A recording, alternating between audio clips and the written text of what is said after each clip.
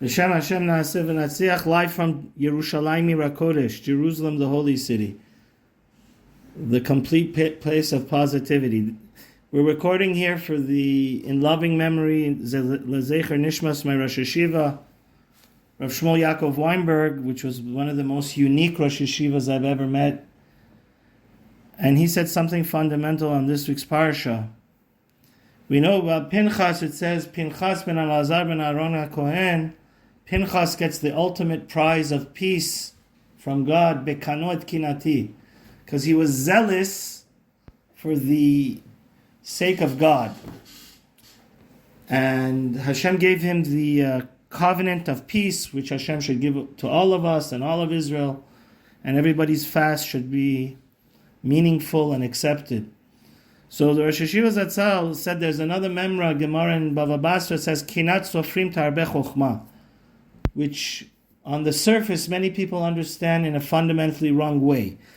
The jealousness amongst Torah scholars increases wisdom. Rosh Yeshiva said it's absolutely wrong, because jealousy always, inevitably, automatically is a negative emotion. And it's for that reason that in the Ten Commandments, out of all the terrible character traits, the Torah forbids us to be jealous.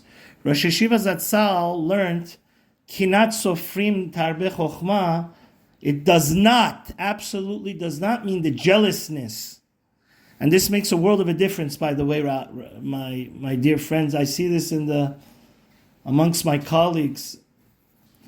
Unfortunately, it does not mean jealousness. Jealousness, it means the zealousness of scribes, of Torah scholars, increases wisdom. There's no competition in serving Hashem. It's not like the business world where Apple would rather that Google would go out of business and they sue each other.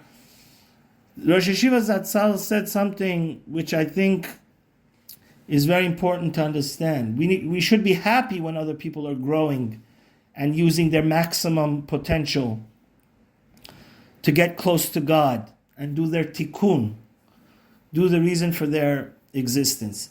So Kinat Sofrim Tarbe Chochma is like in Pinchas.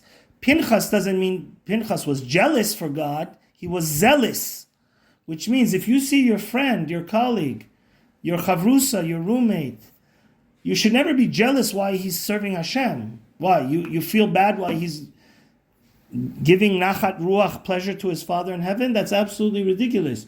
It means if you see somebody else bringing out his full potential, he's being zariz, he's being alacrity, he's using his full potential and not being lazy, you should also use your full potential and be great. But God forbid we should ever have an animosity or feel bad that somebody else is getting closer to their Father in heaven. And this is mefurish. I found this in the Rabbeinu Yonah. Rabbeinu Yonah says, if you see somebody is serving God in a more magnificent, professional, productive way than you, and you feel bad that the guy is doing that, you're an enemy of Hashem, God forbid. Because ultimately, we are one aguda achas. We all work for the same boss. The main thing is we should give pleasure to Hashem, so we should feel good.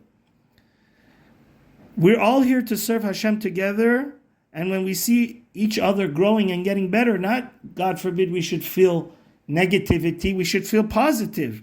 We should encourage each other, be mechazik each other, and be happy for each other. The Chazon Ish once had a young Rosh Yeshiva.